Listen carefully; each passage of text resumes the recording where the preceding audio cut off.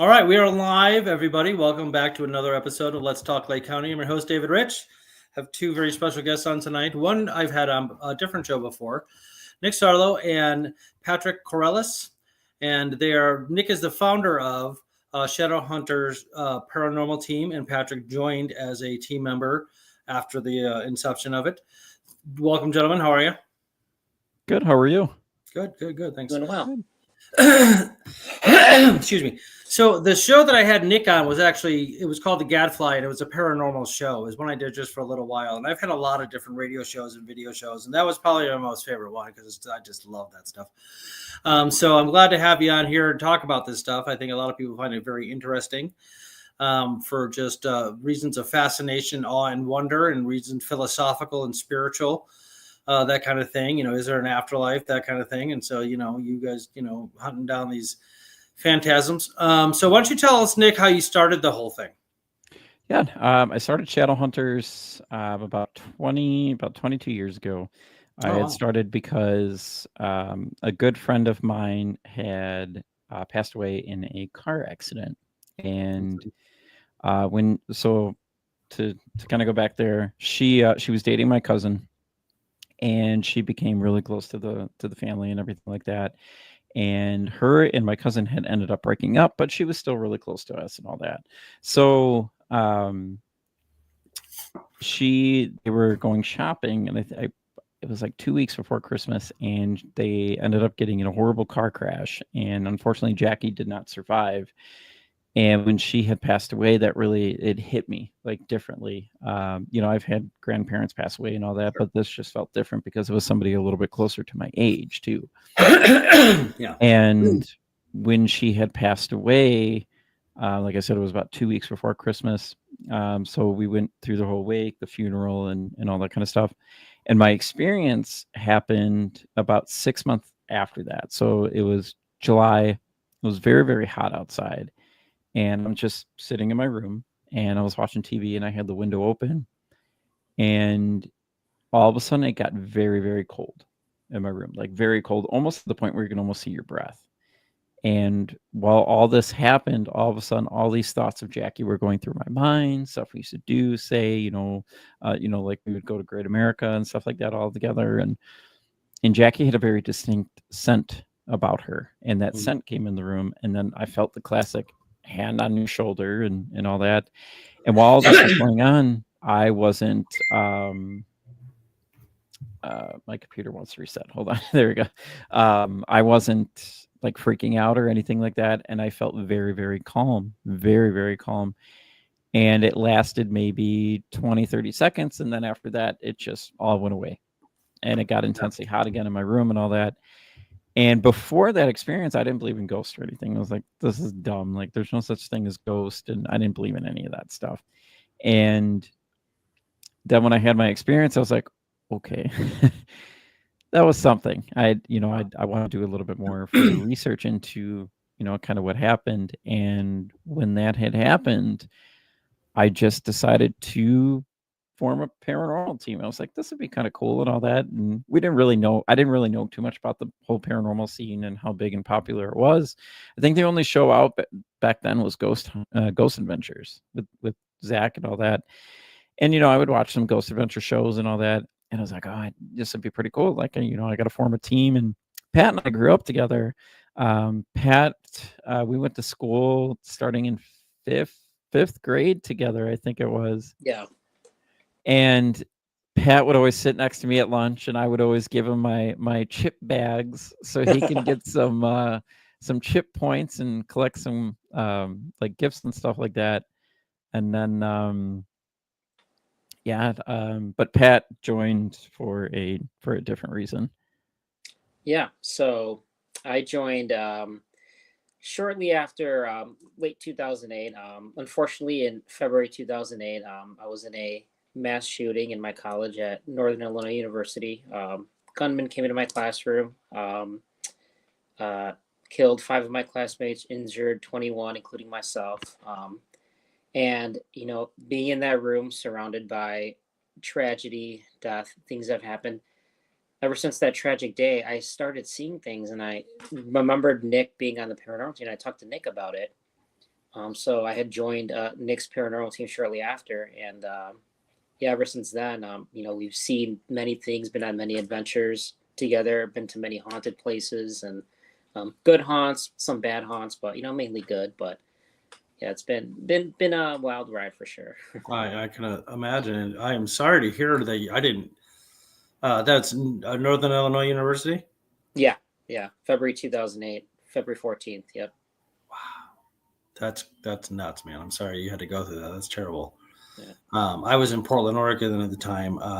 I have a vague memory of that happening, but yeah, that's crazy.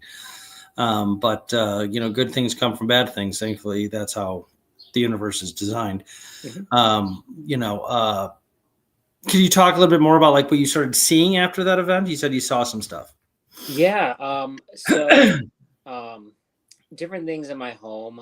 Things like my door would open and close. There would be no drafts or anything.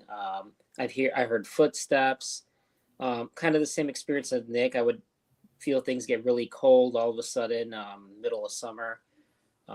And yeah, then when I went on the first paranormal hunt with Nick, it was I believe it was the Coronado Theater in Rockford, Illinois, and that's when I first started my first haunted place I've been to, and started seeing things. We heard footsteps, voices saying "Get out" through our spirit boxes, and we can go on with what we got there, but yeah. Okay, all right. Well, that gets us up to date, and how it started and how you both got involved. So why don't you kind of talk, Nick, if you want to kick off, like, excuse me, I've got like this allergy thing going on. Oh. Start talking about like maybe some of the bigger adventures you've had that are kind of impacting. Oh yeah, I mean we've done a lot. Both Because you guys go all over the country, don't you? Maybe not all over the country. But you go to it's not just around Lake County. Right, like we'll go to different states and stuff. We've been to Ohio, we've been to Iowa, South Dakota. We've both went to North Dakota. We went Wisconsin's a big one. We went to the Old Baraboo Inn in Wisconsin. That was another big haunt. But probably our most favorite, or at least my most favorite haunt, was Great America. We got to do a show for Great America in 2018, and we were really good friends with the hypnotist there, Susan Rosen. She would go there every year for Fright Fest, and she would perform for everybody. And we became really good friends with her, and she was so fascinated about ghost and the afterlife and everything. Unfortunately, Susan is no longer with us. Susan had she had passed away from pancreatic cancer a couple years ago.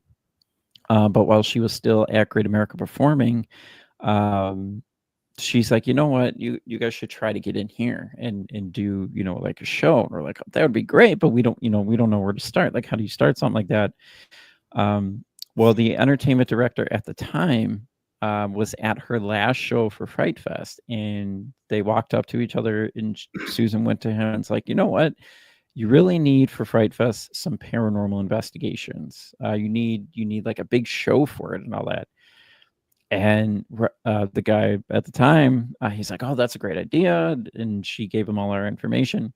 Well, 2 days later, I get a call from Great America saying, hi, this is so-and-so from the entertainment department. And I'm like, oh, shit. What did I do? Like, I'm thinking like I did something wrong. And he's like, no. Everything is good.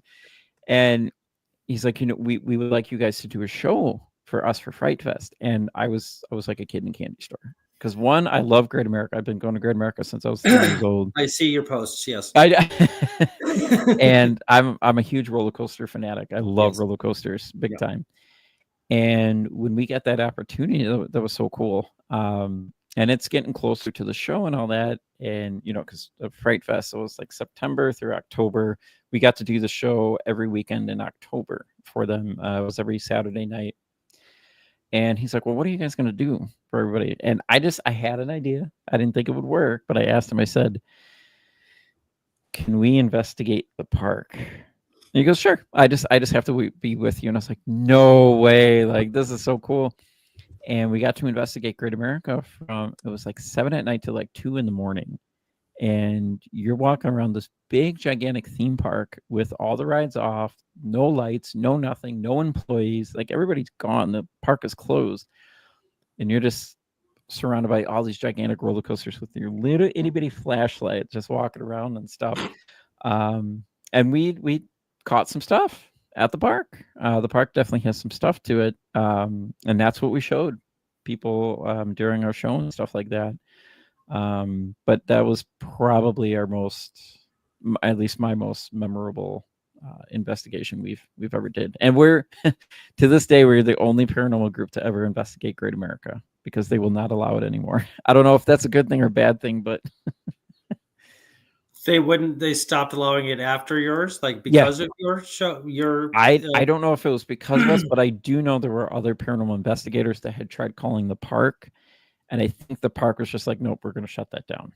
So did did it air live when you were doing it? It wasn't live, so people would come to the show. So we had a theater that we performed in, and we had like we recorded all of our stuff, and we would show everybody like what we captured. We would do like an introduction, like who we were, and all that kind of stuff. And we told people, next time you're on like Raging Bull or whatever, and there's an empty seat next to you, is it really empty?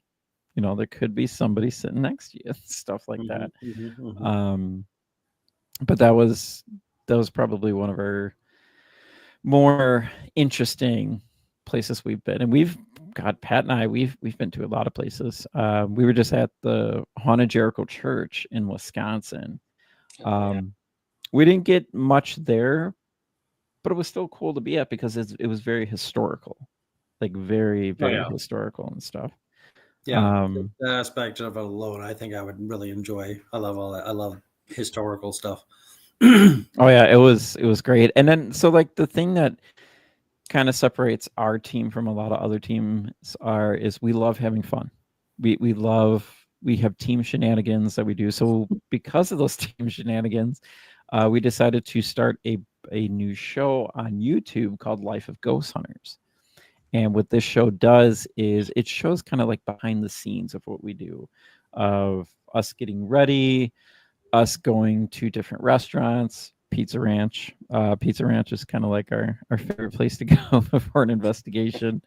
And just us, having a good time, just showing that, hey, you know what, we're normal people, just like everybody else. Yeah. And we're getting more views on Life of Ghost Hunters than our actual evidence videos, which, you know what, that's cool. I don't mind that. It shows people like what we like to do and all that kind of stuff. That's very cool. I correct me if I'm wrong, but I actually think I discovered a psychic here in Mundelein, Christine Marie, who was on one of your shows. Does that sound right? Or maybe it might have been a different show. No, okay, it might have been a different show. Okay. So we know a psychic in Wisconsin, Christina Bloom. Like, her office is or was in Mundelein. No, so it must have been a different show. All right, Patrick, how about you? You got any favorites? Yeah, so the Baraboo Inn in Baraboo, Wisconsin, which is up by Wisconsin Dells. Very cool historic building. It used to be one of Al Capone's speakeasies and brothels. So the top floor was his brothel, middle floor speakeasy, and then the basement is where he would torture people.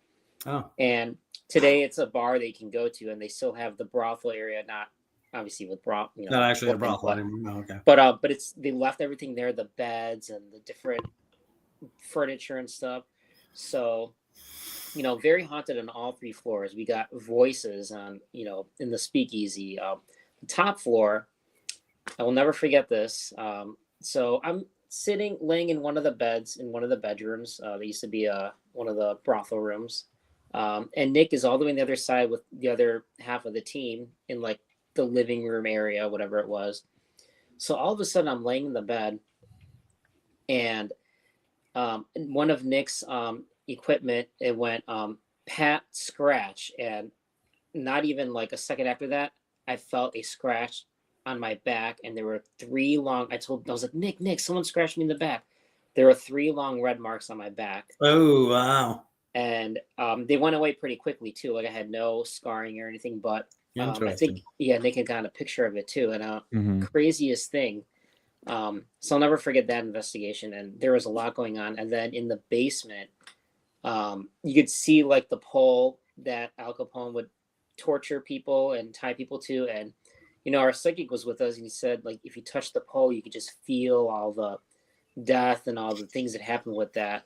One of our investigators, as soon as we got to the basement, she turned like this and she got really angry. And she's such a nice lady, kind heart. And she started swearing. She got angry, and the psychic had to calm her and take her out of the basement room. I mean, that was like, I mean, that whole building is crazy. Yeah, Wow. got so much in there. But I recommend going there, even if you want to just go grab a drink and just feel around like that area. I mean, a lot going on there. All right. Very interesting. All right. For viewers, there's this comment button on the top right over there if you want to ask any questions or make any comments. All right. So, with dealing with like, something touching you, hearing voices, footsteps, chill, stuff like that, do you ever feel like you're dealing with some sort of like demonic force or anything, or even angelic force for that matter, good or bad? Or do you think it's mostly just sort of like human souls? I mean, with us, at least, we've, knock on wood, we've never came up against anything like that. No, like possessions or anything like Yeah, that. like anything like that. Spinning around. No, nothing like that. Yeah, pea soup coming out and all that. Yeah. We've never really encountered that, and we're thankful for that. Mostly what we do is like, it's all good, Casper, the friendly ghost, and all that kind of stuff. And the thing is too, like when we're at a haunted location, and let's say like we went to a prison, like we went to Joliet State Prison before. We got to investigate it, and a lot of weird stuff in there. And it's kind of how, so like when you die, you're going to be how you were when you were alive. If you were mean when you were alive, you're going to be mean when you're dead.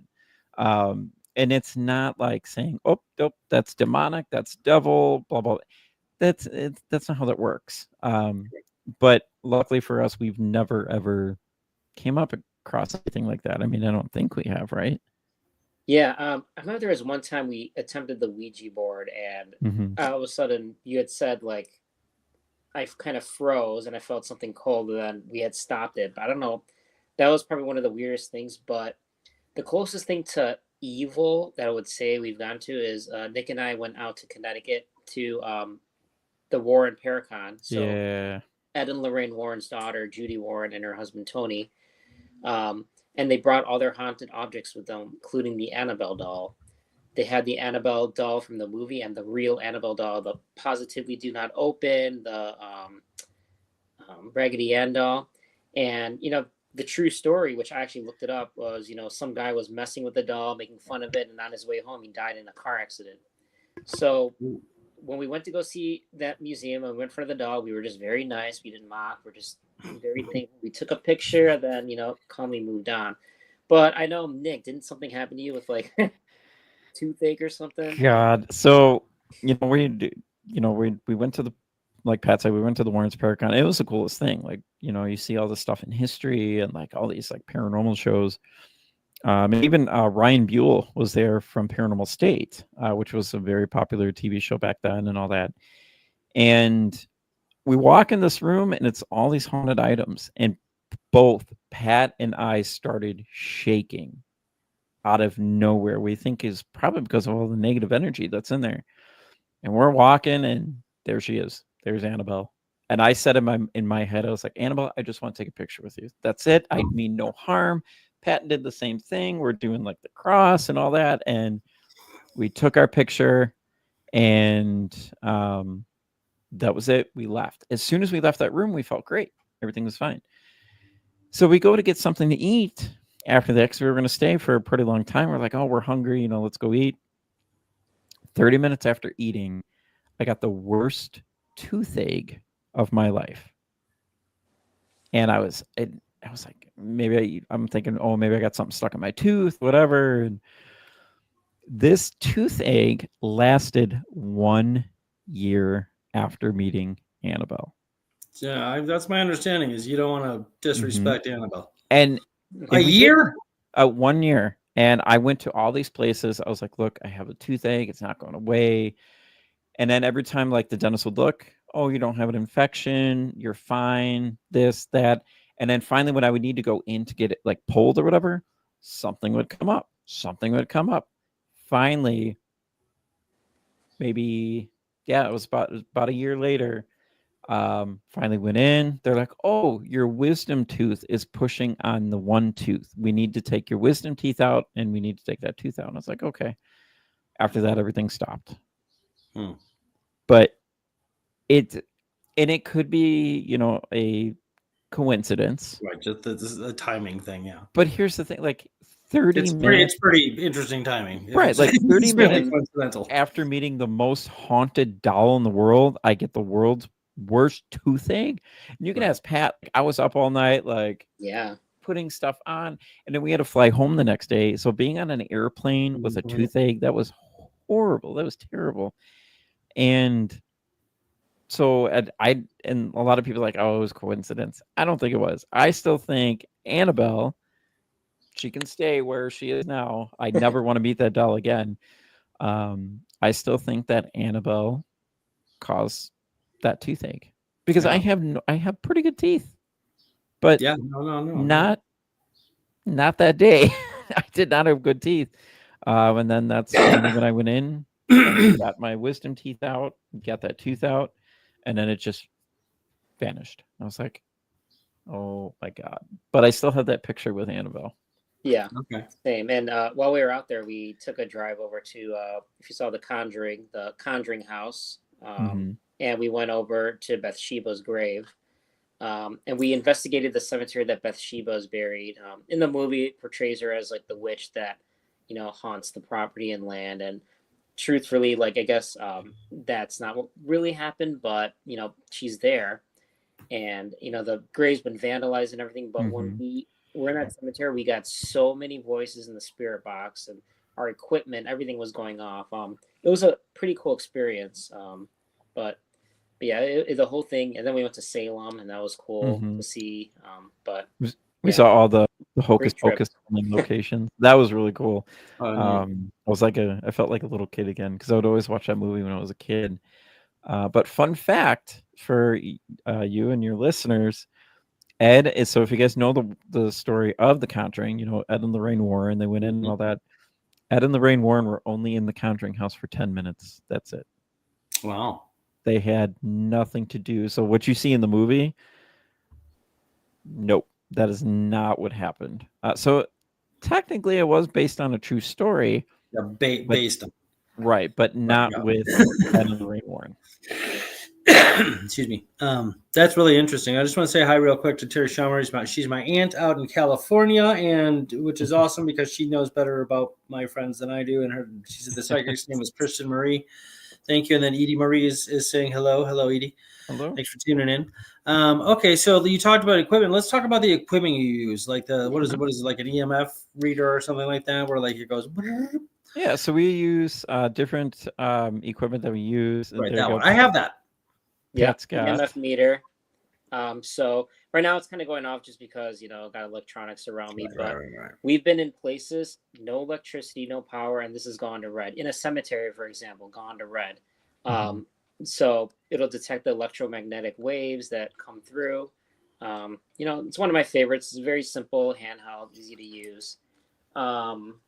Another one I have here, and Nick has one of these too. This is a REM pod. What? A REM pod, REM. Okay. And what it does is the only way to make the lights and sound go off is if something gets closer and closer to the antenna. We've had this thing. The only way this can go off is if you get close to the antenna. We've had this thing feet from us and said, "Can you touch the antenna? Can you touch it?" All of a sudden we see this, and it's gone off. And, you know, the only way you could explain it is like there's something that's by it, something playing with it. Wow. Yeah, crazy thing. And then the other one I'm going to show before Nick shows some equipment. This is a Boo Bear. So sometimes you encounter, you know, children spirits. You know, something may have happened. You know, die young. But so it's turning on right now. And what this does is if you touch the bear's hands, they'll turn red. Or if someone's touching the bear's stomach, it'll turn red, and the bear will be like, "I'm Blue Buddy. What's your name?" The bear will say, "Oh, that tickles," if someone's touching it, or "Oh, it's cold in here," if there's a temperature drop. So it's got like a thermometer in there. Blue Buddy's tickling. So because I'm touching it, but we've had this by itself, both hands red, belly red. Something? Could you please say it again? So when it says, "Did you say something?" it means something's interacting with it. So it's a cool thing. Thanks. Yeah. I like holding. Did you make that, or did you buy that like that? Bought this. I wish I knew how to make it. But so I can go on Boo Bear Paranormal, and that'll come up. Yep. Yeah. It's called. Can you get it from Ghost Stop? Ghost Stop. Yeah. Is that like a Ghost Hunters shop store? Yeah. Yep. Yeah, and then there's we go to different paranormal conferences, and other paranormal teams will make their own different equipment that you can buy. We've seen some pretty cool things, but this is just like one of the places. And then Spirit Box goes through the radio waves. So you do like a fast forward through it, and then we'll ask questions, and then they'll try to speak through the static through the radio waves. But another favorite of ours that we have. But yeah, and then sometimes you don't even need equipment at all. It's just like, Nick said, feeling things, me getting scratched, all sorts of things happening. But yeah, a lot of times we'll like to use just our own self, because you can get more just by feeling out the place. So like cold chills, sweats, anxiety is a real big one. Anxiety, headache, stomach ache, nauseous. We've been nauseous on numerous investigations and all that. And not just because we've eaten Taco Bell or anything like that beforehand. But I mean, we like to use ourselves too. I mean, the equipment we have, like Pat showed, like it does work. Like especially, let's say you're in the woods investigating and there's no electricity or anything like that, and all of a sudden your stuff's going off. Well, how is it going off? Like, and what we do too is when we're on investigations, we always put our phones on airplane mode, because when it's on airplane mode, that completely blocks all the signal, and nothing else will go on. Now there's a lot of investigators out there that like to use phone apps, and I don't mind phone apps. Sometimes they work, sometimes they don't. But I always say that if you can use the phone app with your phone on airplane mode and it works, then it's legit. But if it says you have to have internet connection, why do you need internet connection? So it can, it's almost like it's feeding the answers then to your phone. So if we do it's very rare that we'll use a phone app, but if we do, we always make sure that we can use it on airplane mode and make sure it works. Very cool. All right. Excuse me. Do you do any preparations before you go into these places? Meditation, any deep breathing to center yourself, prayer, whatever. I mean, you said something about the sign of the cross in front of Annabelle. Anything like that? Yeah, we do. So we have some people on the team that are religious and some that are not religious. So we always start with the prayer to St. Michael before any type of investigation, just to make sure that we are protected. And then we do a white light ceremony. So what we do is we imagine like a big white light is coming from the sky and just kind of protecting us from anything that's evil or anything that follows us home. Especially when stuff follows you home. So like, do you have any stories about that? I have a child spirit that lives in my house. And Pat was explaining earlier, when Pat's first investigation, we went to the Coronado Theater in Rockford, and Coronado's where like Judy Garland performed, Frank Sinatra, and all that. Well, the first time we ever used a spirit box, we were in a huge, gigantic auditorium, and I turned this, and this is before I knew anything about protection or anything like that. Well, we turned on the spirit box, and I just said, "Is there anybody there?" And you get, "Yes." "What's your name?" Or, "How old are you?" 7. "What's your name?" "Jimmy." And then it stopped. And then we didn't get anything else. So I'm getting chills right now. I have goosebumps all over. And so after that, about 6 months later, I decided to do a spirit box session in my house.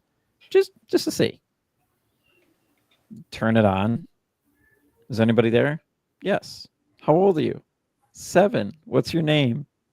Jimmy. Jimmy followed me home. So now to this day, Jimmy is a ghost inside of my house. We've seen him. My dog has seen him. And every now and then we'll be like, okay, Jimmy, come down for breakfast. And you'll hear coming down the stairs. Wow. So Jimmy is, he really hasn't done anything in a while, in a long time, actually. But we do know that Jimmy is still here because my dog will just randomly like look up the stairs, like, who are you? And, you know, and all that. But Jimmy, he's not mean or anything like that. I mean, it'd be nice if he can help us pay the mortgage and stuff like that, extra ghost living with us. But yeah, so since that incident and just even before that, we always, before we leave any property, we say, you have to stay here. This is where you were put. You have to stay here. Do not follow us home. Do not mess with our vehicles or anything like that. Pat should have a good story about stuff messing with their vehicles, right, Pat, when you went to the museum? Yeah. So in Las Vegas, I went to Zach Baggins' Museum of Haunted Objects. And he had a doll there named Sue. And I guess if you look at Sue more than 10 seconds, supposedly you can die. But within like the 10 seconds, things can happen. So he said you can go in there, had Sue in a private room. You could choose to go in there or not. I decided to go. Briefly say hi, real quick, walk by, and that's it. So I walked by, stopped a little bit, said hi. Probably stopped a little too long because after the museum, on the way back to the hotel, we get a flat tire out of the blue, like literally within a couple minutes. It's like, what? Yeah. So that happened to us, and I'm like, I'm glad I didn't stay there any longer. That no more car trouble, but yeah. So that was something interesting. And it's and that's the thing too, like with haunted things or going to haunted places, like they can affect your vehicles, they can affect your cell phones. We went to the Pollock Hospital and Pat's phone was fully charged. We entered the Pollock Hospital, all of a sudden did it say like 25%, and then it died. Oh. He walks out of the hospital he couldn't turn it on in the hospital. He couldn't do anything. He walks out of the hospital. Guess what? His phone's 100% again. Wow. Yeah. Wow. Crazy. The energy draining out of things. We always have to bring extra batteries. We've had, yeah. Wow. That's interesting stuff. Okay. Do you have any do you do any research into like maybe metaphysical or philosophical explanation for these sorts of things? Like you use the word energy. And a lot of people use that sort of thing, that word, sometimes figuratively.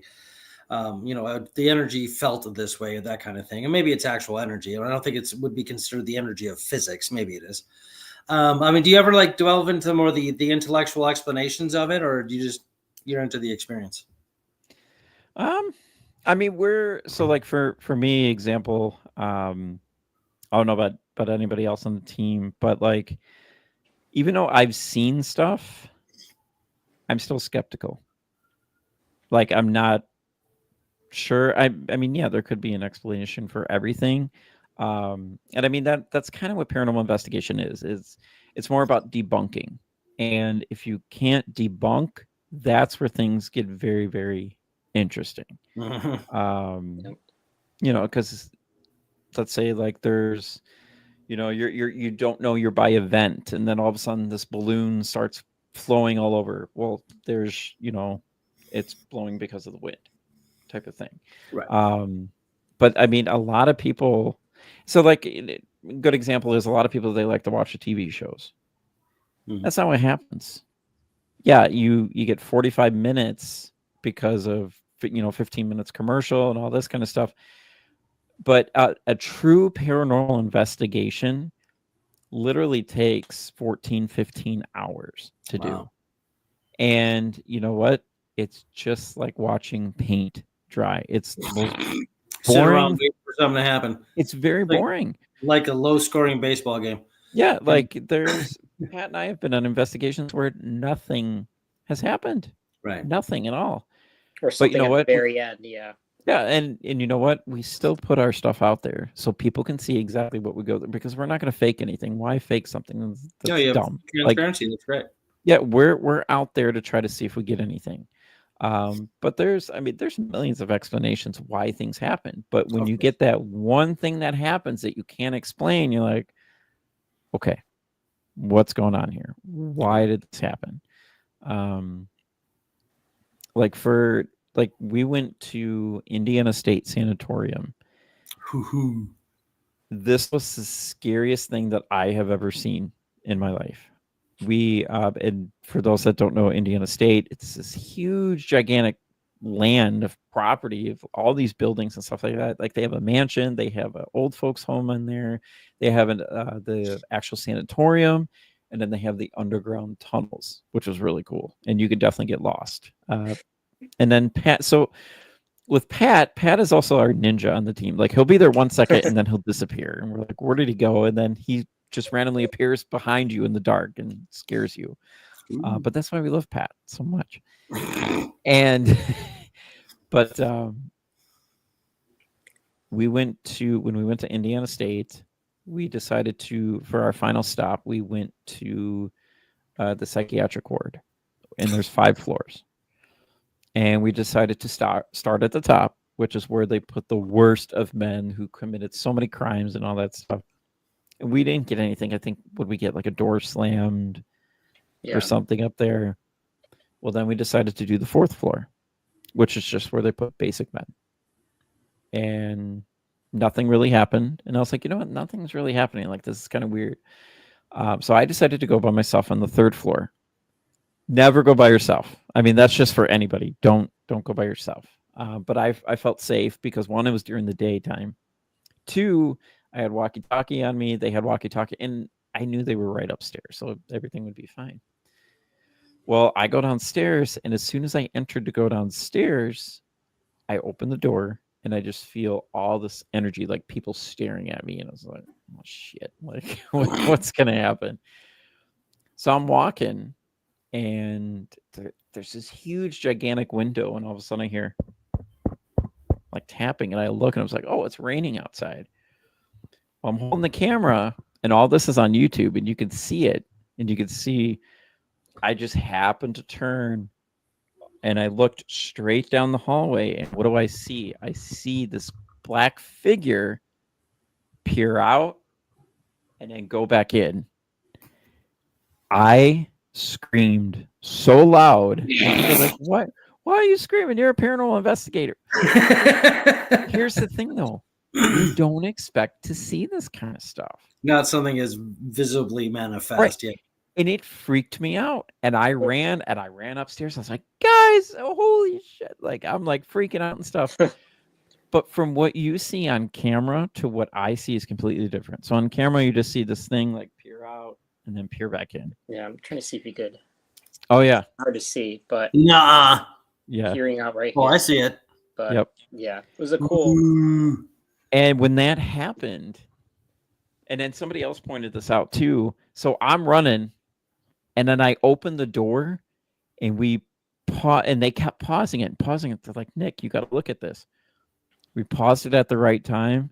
Guess who's right by the stairs waiting for me again? Her. Mr. Dude. Yep, the silhouette or whatever it was.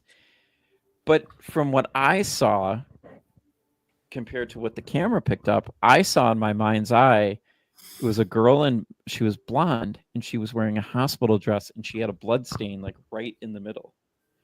And me, when I'm usually on, paranormal investigations, and you can ask Pat, and you can ask anybody in the team, I'm usually pretty calm. Like, I don't really freak out or anything. I feel that she kind of showed me what she was going through when she was in that place, like screaming, freaking out, and all that kind of stuff. And just kind of experiencing that was weird. That was the weirdest thing, because it's like, oh my God, like I actually saw something from the afterlife. Like, it's real. I know it's real. But then there's that little skeptical side of me still that's like, are you sure? Maybe my eyes were playing tricks on me. There's something, lighting changed a little bit that causes shadowy figure. Yeah, there's all Right. sorts of like skeptical explanations of it, like possible explanations, I should say.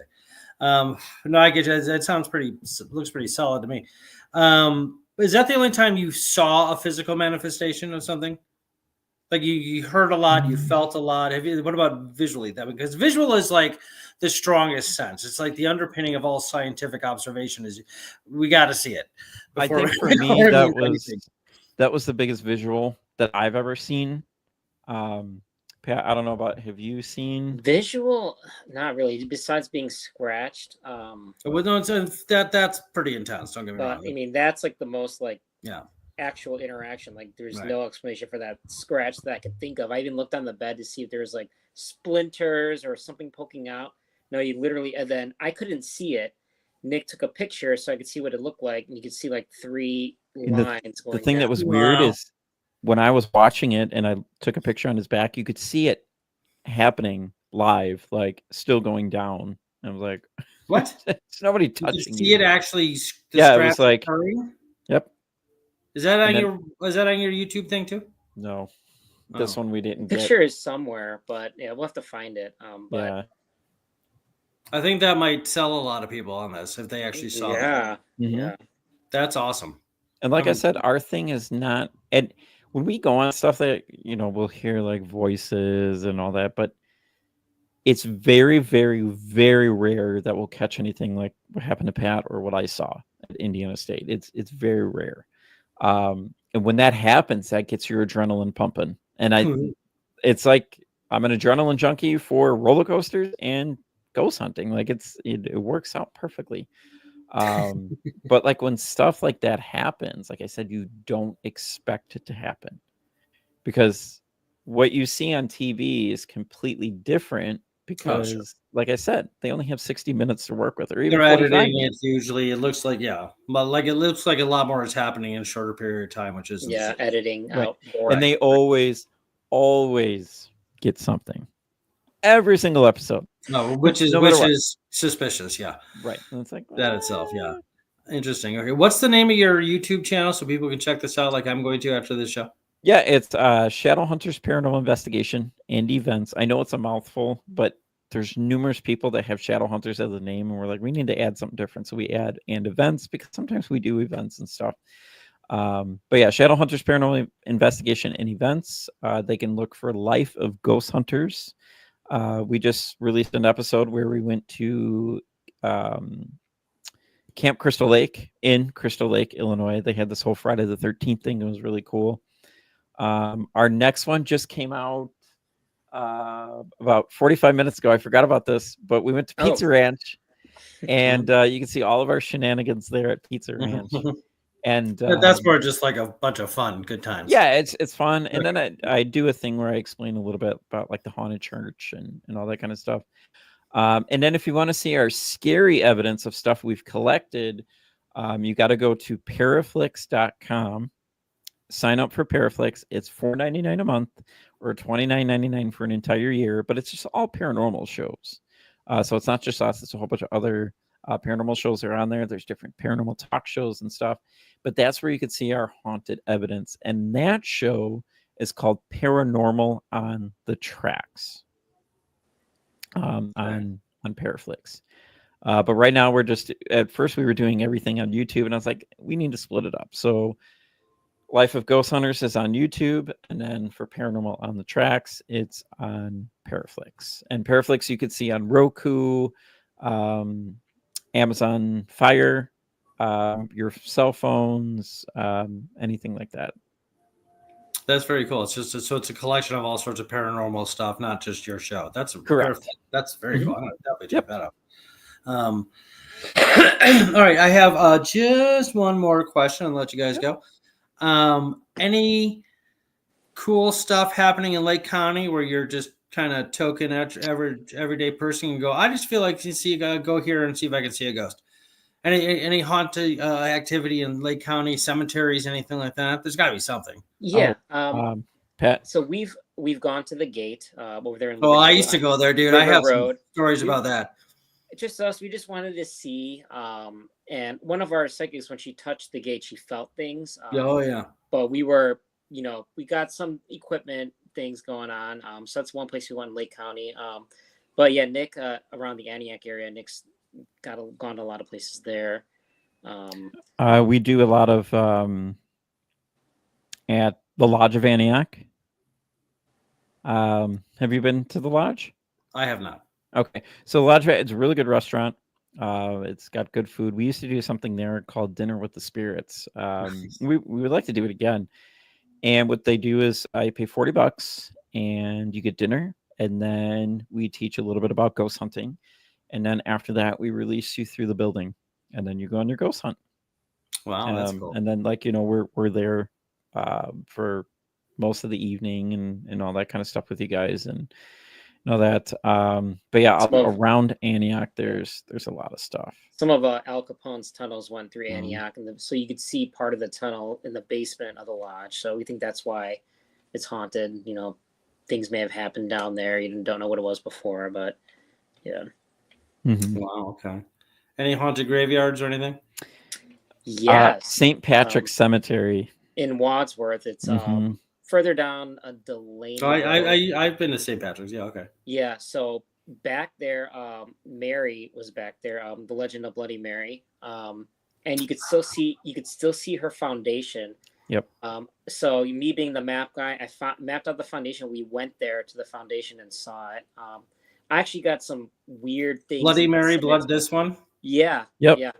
She she was part of the reverse slave trade, so reverse Underground Railroad. So she would capture slaves and try to send them back to the South for money. So she, wasn't a good woman. She was evil. There was a house that burned down near there where someone took a rock from her property, and so there's like legends like that happened and things that have happened. But yeah, over there, that cemetery is pretty haunted. And then Milburn Cemetery, Milburn, Illinois, over there by Milburn and Grass Lake. Yeah, things have happened there too that we've gotten. Oh. Okay, real quick, back to the Mary thing. Yep. Her grave is there, or just the foundation of her house? The foundation. I think, yeah. Oh, okay. I couldn't remember if she was buried there or not. Some say she was, but we went around trying to find her grave, and I don't think we found it. But we definitely found the foundation and the well and where her property. I've heard that where she lived was around here, so that's interesting. Yeah. Somebody told me it was in Mundelein. Obviously, that's not the case. So I'm definitely checking that out. Oh yeah. Do you know what her last name was? Worth. Mary Worth, I think. Worthless? No, I'm just kidding. But yeah. Right. Well, I didn't know that she was a reverse sending slaves back. That's terrible. Well, the thing with Bloody Mary, so you know how they say Bloody Mary, look in the mirror, blah blah blah. Yeah. That originated. That originated in Lake County. Yeah. Well, yeah. Illinois. I just heard this a couple years ago. Again, this person who told me said it was in Mundelein, but okay, that's really interesting. It's in Wadsworth. Okay, cool. Mm-hmm. Yeah, I used to live right down the road from there, and when I was still giving Catholicism a shot, I would go to that church. So that's interesting. Yeah, it's not far from here at all. Wow. Yep. Okay, cool. Cool. All right, well, guys, thank you so much. This fascinating stuff. I seriously, I live for this stuff.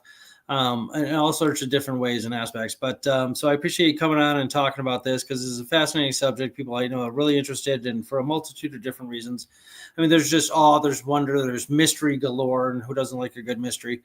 And then again, there's spiritual and philosophical reasons, like people just want craving some sort of like evidence for an afterlife so they don't have to fear death, that kind of thing.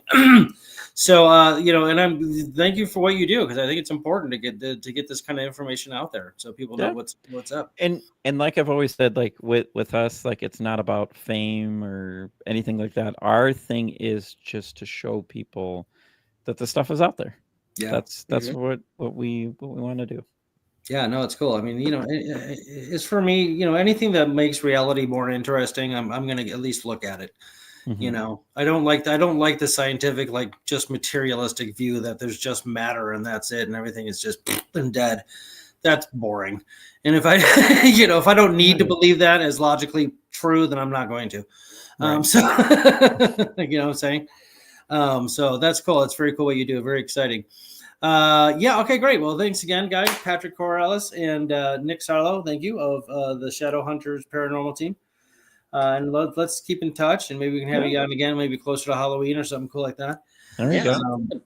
go. For sure. Okay. Well, thank you everybody for tuning in to Let's Talk Lake County. I'm your host, David Rich. Till next time, keep talking. Hold on, guys. Yeah. Hold on. There's a little lag.